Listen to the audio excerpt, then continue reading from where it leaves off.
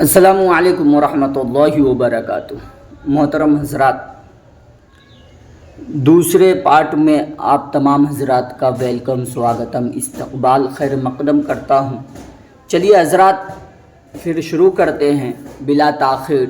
اگر ابھی تک بھی آپ ہماری ویڈیو کو شیئر کر کے سبسکرائب نہیں کیے ہیں، فالو نہیں کیے ہیں، تو مہربانی کر کے فالو اور سبسکرائب کریں اور ہمارا ساتھ دیں۔ حق کی آواز میں آپ بھی اپنی آواز کو ملائیں اور دین کی خدمت کریں۔ عبادت نافلہ۔ حضور صلی اللہ علیہ وسلم نے روزہ اور تراویح کا ذکر فرمانے کے بعد عام فرض اور نفل عبادات کے اہتمام کی طرف متوجہ فرمایا کہ اس میں ایک نفل کا ثواب دوسرے مہینوں کے 70 فرائض کے برابر ہے۔ اس جگہ ہم لوگوں کو اپنی اپنی عبادات کی طرف بھی ذرا غور کرنے کی ضرورت ہے کہ اس مبارک مہینے میں فرائض کا ہم سے کس قدر اہتمام ہوتا ہے اور نوافل میں کتنا اضافہ ہوتا ہے۔ فرائض میں تو ہمارے اہتمام کی یہ حالت ہے کہ سحر کھانے کے جو بعد سوتے ہیں تو اکثر صبح کی نماز قضا ہو گئی۔ سحری کرنے کے بعد جو لوگ سوتے ہیں تو اکثر کیا ہوتا ہے، فجر کی نماز قضا ہو جاتی ہے، اور کم از کم جماعت تو اکثروں کی فوت ہو ہی جاتی ہے۔ اتنی غفلت ہے کہ سحری تو آخری ٹائم کریں گے اور آخری ٹائم کرنے کے بعد کیا کرتے ہیں، آتے آتے جماعت بھی چھوٹ جاتی ہے۔ گویا سحر کھانے کا شکریہ ادا کیا کہ اللہ کے سب سے زیادہ محتم بشان فرض کو یا بالکل قضا کر دیا یا کم از کم ناقص کر دیا۔ کہنا یہاں چاہ رہے ہیں کہ سحری کھا کر کے شکریہ ادا کیا اللہ کا، تو یہاں پر جو ہے نا شکریہ کیا ادا کرے گا، اللہ کے محتم بشان فرائض کو اس نے قضا کر دیا یا کم از کم ناقص کر دیا۔ کہ بغیر جماعت کے نماز پڑھنے کو اہل اصول نے ادائے ناقص فرمایا ہے۔ ایک بات ہمیشہ دھیان میں رکھیے، ادائے ناقص فرمایا ہے بغیر جماعت کے۔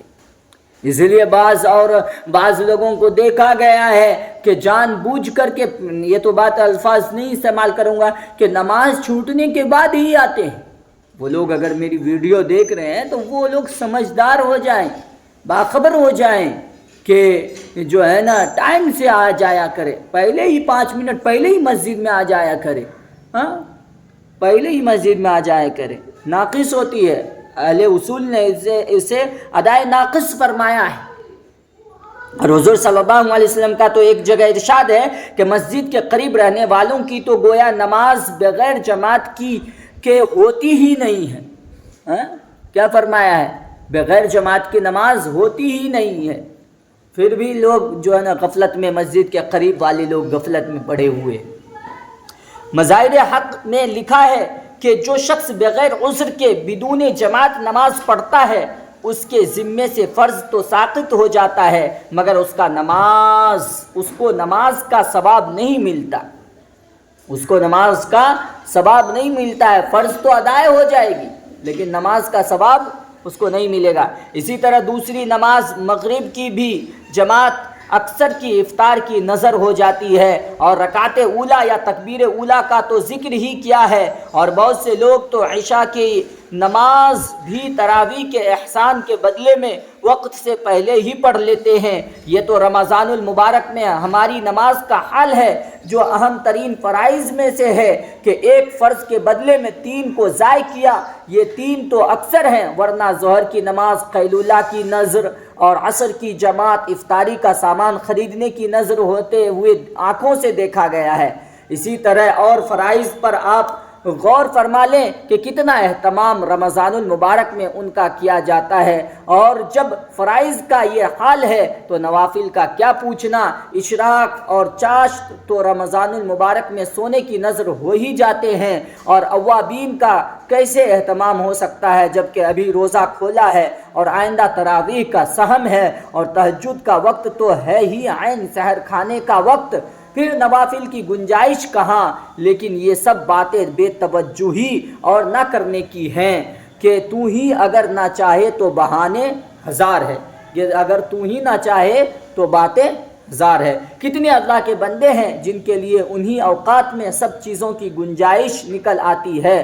رمضان المبارک میں مولانا خلیل احمد صاحب کا معمول ابھی کہا گیا نا کہ یہ نماز فجر کی نماز سونے میں اور ظہر کی نماز بھی قیل اللہ یعنی دوپہر کے سونے میں گزر جا رہے، عصر کی نماز سامان خریدنے میں، مغرب کی نماز جو ہے نا افطاری کرنے میں، عشاء کی نماز تو پہلے ہی پڑھ لیتے ہیں بہت سارے لوگ۔ تو یہ ساری جماعتیں جو چھوٹ رہی ہے اور نوافل کا جو نقصان ہو رہا ہے رمضان میں نے اپنے آقا حضرت مولانا خلیل احمد صاحب رحمۃ اللہ علیہ کو متعدد رمضانوں میں دیکھا ہے کہ باوجود ضعف اور پیرانہ سالی کے مغرب کے بعد نوافل میں سوا پاڑھا پڑھنا یا سنانا اور اس کے بعد آدھ گھنٹہ کھانا وغیرہ ضروریات کے بعد ہندوستان کے قیام میں تقریباً 2 گھنٹے تراویح میں خرچ ہوتے تھے، اور مدینہ پاک کے قیام میں تقریباً 3 گھنٹے میں عشاء اور تراویح سے فراغت ہوتی۔ اس کے بعد آپ حسب اختلاف موسم 2-3 گھنٹے آرام فرمانے کے بعد تہجد میں تلاوت فرماتے اور صبح سے نصف گھنٹہ قبل سحر تناول فرماتے۔ اس کے بعد سے صبح کی نماز تک کبھی حفظ تلاوت فرماتے اور کبھی اوراد و وظائف میں مشغول رہتے۔ اسفار یعنی چاندنی میں صبح کی نماز پڑھ کر اشراق تک مراقب رہتے اور اشراق کے بعد تقریباً 1 گھنٹہ آرام فرماتے۔ اس کے بعد سے تقریباً 12 بجے تک اور گرمیوں میں 1 بجے تک ایک کتاب تحریر فرماتے اور ڈاک وغیرہ ملاحظہ فرما کر جواب لکھتے۔ اس کے بعد ظہر کی نماز تک آرام فرماتے اور ظہر سے عصر تک تلاوت فرماتے، عصر سے مغرب تک تسبیح میں مشغول رہتے اور حاضرین سے بات چیت بھی فرماتے۔ جب کتاب ختم ہو جانے کے بعد صبح کا کچھ حصہ تلاوت میں اور کچھ کتب بینی میں اور بہت ساری کتابوں کا نام لکھا، اس وقت زیر نظر رہتی تھی۔ یہ اس پر تھا کہ رمضان المبارک میں معمولات میں کوئی خاص تغیر نہ تھا کہ نوافل کا یہ معمول دائمی تھا، اور نوافل مذکورہ کا تمام سال بھی اہتمام رہتا تھا۔ البتہ رکعات کے طویل میں رمضان المبارک میں اضافہ ہو جاتا تھا، اور نہ جن اکابر کے یہاں رمضان المبارک کے خاص معمولات مستقل تھے ان کا اتباع تو ہر شخص سے نبھنا بھی مشکل ہے۔ یہ ہے حضرت کے حالات، یہ ہے ان کی زندگی کے حالات۔ اللہ تعالی ہم سب کو بھی توفیق عنایت فرمائے کہ اللہ تعالی ایسی ہستی کی جیسی زندگی گزارنے کی توفیق مرحمت فرمائے۔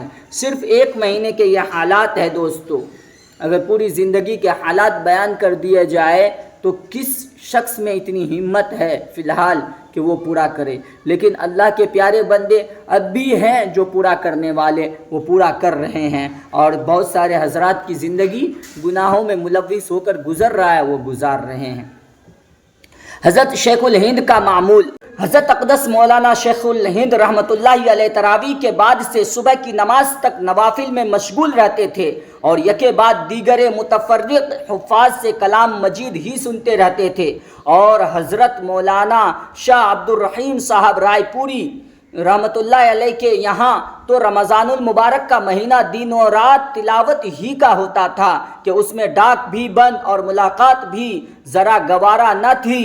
بعض مخصوص خدام کو صرف اتنی اجازت ہوتی تھی کہ تراویح کے بعد جتنی دیر حضرت سادی چائے کے 1-2 فنجان نوش فرماویں اتنی دیر حاضر خدمت ہو جایا کریں۔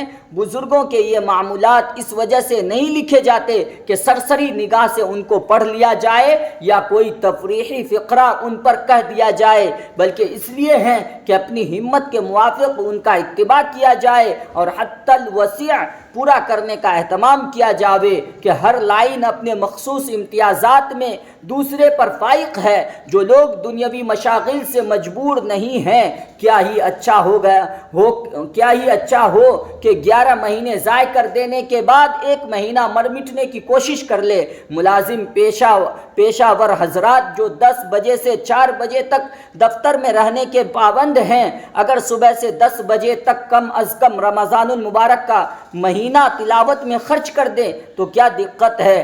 آخر دنیاوی ضروریات کے لیے دفتر کے علاوہ اوقات میں سے وقت نکالا ہی جاتا ہے، اور کھیتی کرنے والے تو نہ کسی کے نوکر ہیں، نہ کسی کے نوکر نہ اوقات کے تغیر میں ان کو ایسی پابندی کہ اس کو بدل نہ سکے یا کھیتی پر بیٹھے بیٹھے تلاوت نہ کر سکے، اور تاجروں کے لیے اس میں کوئی دقت ہی نہیں کہ اس مبارک مہینے میں دکان کا وقت تھوڑا سا کم کر دیں یا کم از کم دکان ہی پر تجارت کے ساتھ تلاوت بھی کرتے رہا کریں، کہ اس مبارک مہینے کو کلام الہی کے ساتھ بہت ہی خاص مناسبت ہے۔ یہی بات ہے نا کہ جب تو ہی نہ چاہے تو بہانے ہزار ہیں۔ حضرات اس ویڈیو کو دبا کر شیئر کیجیے۔